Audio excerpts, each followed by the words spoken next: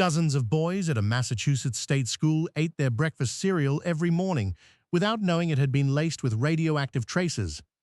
They were told they'd been chosen for something special. They believed it. Between 1946 and 1953, researchers from MIT, the Quaker Oats Company, and the Atomic Energy Commission ran a series of nutrition experiments on children housed at the Walter E. Fernald State School in Waltham, Massachusetts. The subjects were boys classified as feeble-minded, a clinical label of the era that consigned them to institutional life with little oversight and fewer rights. They ranged in age from roughly 10 to 17. None of them understood what was being put into their food. Neither did their parents, because no one ever told them the truth. The experiments would remain buried for nearly half a century, but what finally surfaced in the 1990s was not just a story about radiation or cold cereal. It was a story about who gets used and who gets to decide. The Walter E. Fernald State School had operated since 1848, making it one of the oldest publicly funded institutions for the intellectually disabled in the Western Hemisphere. By the mid-20th century, it housed over 2,000 residents.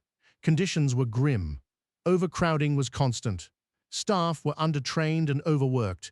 The children warehoused there lived under near-total institutional control, cut off from families who often had no means to care for them and no legal power to intervene in their treatment. This was the landscape that made the experiments possible. Fernald's residents were a captive population in the most literal sense. They ate what they were given. They went where they were told. And when researchers arrived from MIT and began organizing a special group, the boys who were selected had every reason to feel grateful. Membership in the science club came with perks that were almost unimaginable inside those walls. Extra portions of milk, trips to baseball games, outings to the beach, a sense of being valued.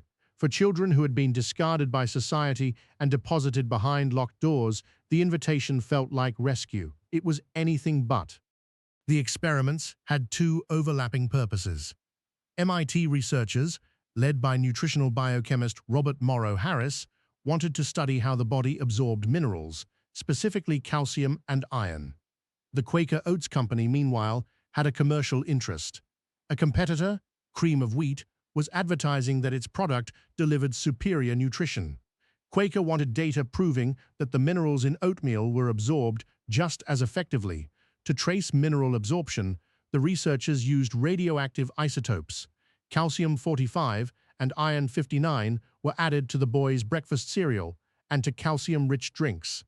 In some cases, the isotopes were administered directly.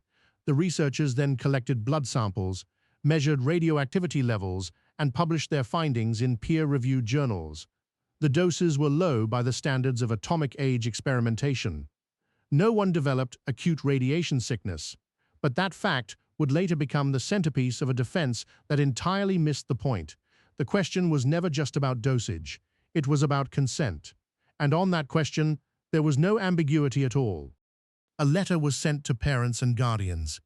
It described the science club. It mentioned the special diet, the outings, the extra milk. It asked for permission to include their children. What it did not mention anywhere was radiation. The word radioactive appeared nowhere in the correspondence. The letter framed the study as a simple nutritional program, a chance for their boys to receive better food and more attention. Some parents signed, some didn't respond, and the researchers enrolled their children anyway. The consent process, such as it was, would later be described by a presidential advisory committee as fundamentally inadequate. The parents were not told what was actually being done.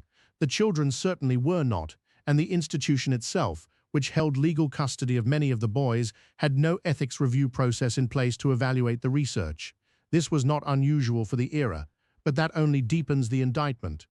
To understand how these experiments were approved, funded, and forgotten, you have to understand the moment.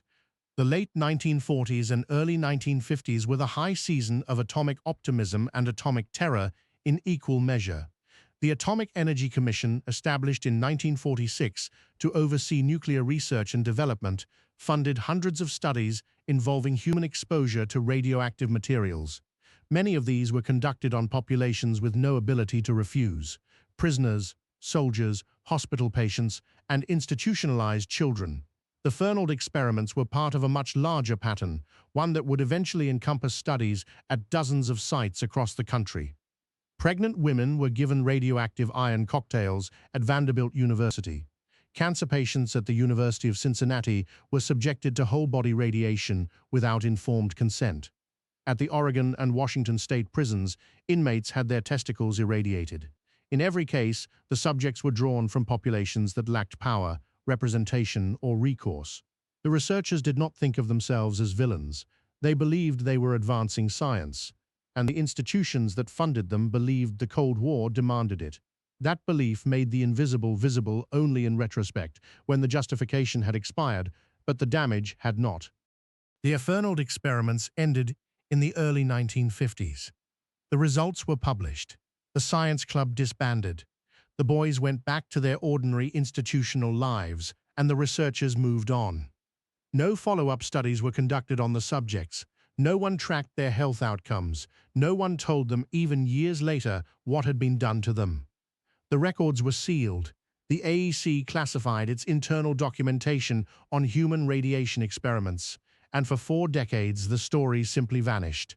Then, in 1993, Eileen Wellsome, a journalist at the Albuquerque Tribune, published a series of investigative reports that cracked open the broader history of government-sponsored radiation experiments on human subjects. Her reporting, which would win a Pulitzer Prize, forced the federal government to acknowledge what had been concealed. Among the trove of declassified documents were the records from Fernald. The revelation was devastating for the surviving subjects, now middle-aged and elderly men, who learned for the first time that their childhood cereal had contained radioactive material. Some of them had spent their entire lives in institutions. Some had been released into a world that never explained what had happened to them inside those walls. And now, half a lifetime later, they were being told. In 1994, President Bill Clinton established the Advisory Committee on Human Radiation Experiments, chaired by bioethicist Ruth Faden. The committee reviewed thousands of documents and took testimony from surviving subjects, researchers, and government officials. Its final report, published in 1995, confirmed what the documentary evidence already showed. The Fernald experiments had been conducted without meaningful informed consent. The children and their families had been deliberately misled. The institutional and governmental structures that should have protected these boys had instead delivered them to researchers who treated them as convenient data points. The committee recommended that surviving subjects receive financial compensation and a formal apology. In 1998, MIT and Quaker Oats settled a class action lawsuit brought by former Fernald residents, paying $1.85 million to be divided among the plaintiffs. The amount worked out to roughly $30,000 per person. For years of deception and a lifetime of not knowing. No individual researcher was prosecuted. No criminal charges were filed. Robert Morrow Harris, the lead MIT scientist, had died in 1984, long before the experiments became public. The Atomic Energy Commission no longer existed, having been reorganized into the Department of Energy and the Nuclear Regulatory Commission. The institutions had outlived accountability. The Fernald experiments are sometimes minimized.